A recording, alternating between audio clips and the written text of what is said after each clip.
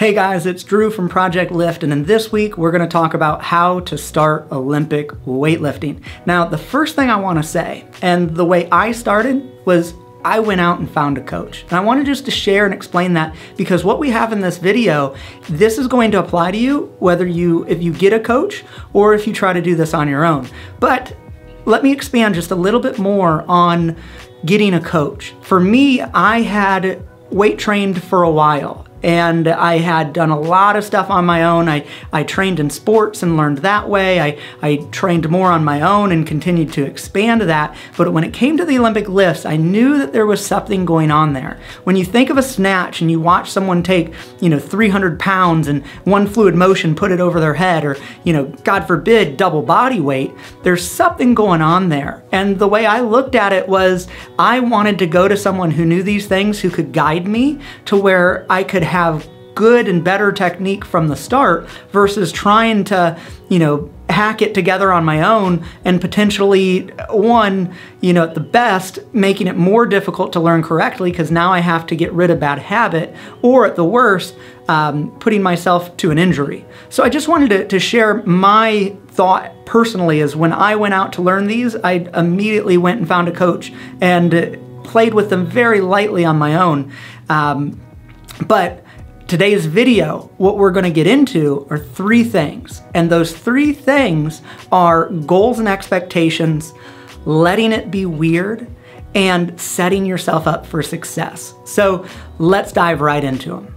All right, guys, so number 1 is goals and expectations. Now, when we look at goals and expectations, I'm a huge fan and huge believer of big goals, big, audacious goals. Dream big. And there's a number of reasons why I'm a huge fan of those. Basically, when we dream really big, when we create huge goals, it helps us think differently. How am I going to approach this? How am I going to learn, right? If you have a huge, audacious goal, you want to make an international team, I imagine you'll be out there investing in a coach earlier than, oh, these look neat, I'd like to just do them a little bit, right? So our goals can set up a lot of actions that come down the chain that we don't realize it until when we look back. So guys, first and foremost, let yourself dream big, but at the same time, and this is where it gets interesting for a number of us, at the same time is seeing this as a paradox in the sense that 2 things can exist at the same time. You can have these big audacious goals, yet you can also lower your expectations and take some pressure off yourself because you're new.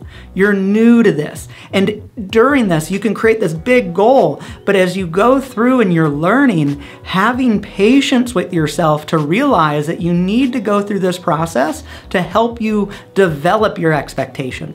Now, if you're working with a coach, the coach can be great at guiding you along around expectations. When you start to beat up on yourself, when you start to, just be a complete jerk to yourself, they can, slow your roll and go, hey, let's have a discussion. This is completely normal. And when you're on your own, it's really, really easy to be a complete jerk on yourself and to make some poor decisions. So taking those expectations and understanding the process of learning something new. And one of the biggest things around learning something new is that when you're in the middle of it, you have no idea whether the things that are being shaped are truly good or bad.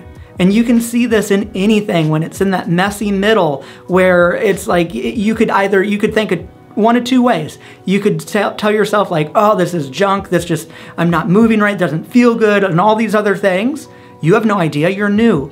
How do you know what it's supposed to feel like? How do you know how ultimately it's going to feel when you're moving great, right? And the other way you could take is you could be totally easy on yourself and be like, oh, okay, that's, it is what it is. I'm learning. We'll see how this turns out. And you can have a lot more fun with it. Now, those 2 choices are completely up to you. So guys, when it comes to goals and expectations, create some clear goals. Right? What do you want to do? Right? How do you want to develop these? Do you want to create your big audacious goal? Right? And then boil that down. If you want to make an international team, well, step 1 is, man, I got to learn. right? So you can have two goals. Here's your big one, and what's a smaller goal off that that's gonna lead to that bigger goal is the process of learning. You can boil some goals off that.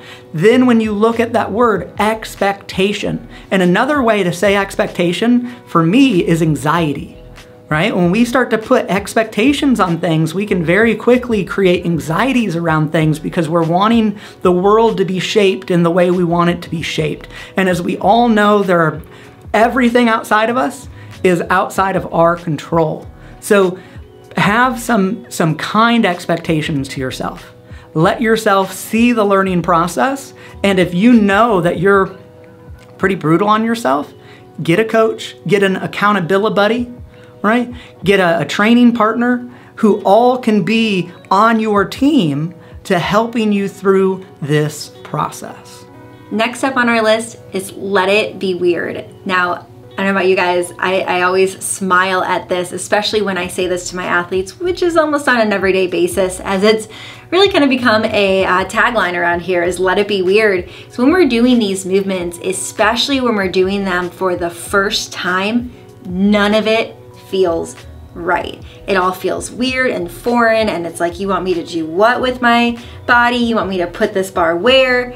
It's all gonna feel awkward, and the biggest thing is to let it feel that way. Let the sensations be weird. Let yourself explore it, but let yourself go through this without judgment.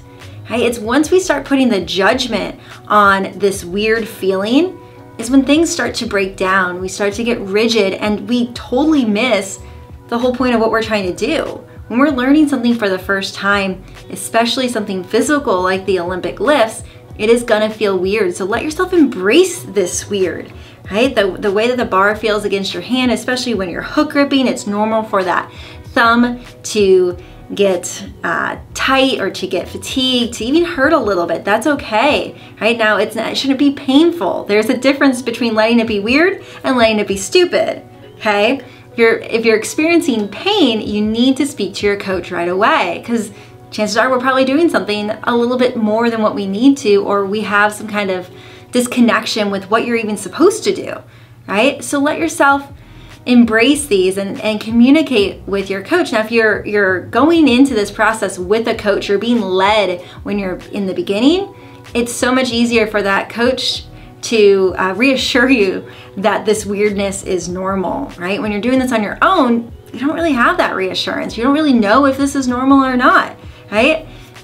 If it feels weird, we're probably doing something right? There's gonna be a lot of different sensations going on, and embrace that, but again, know that line of when it's weird and now when we're just doing something stupid.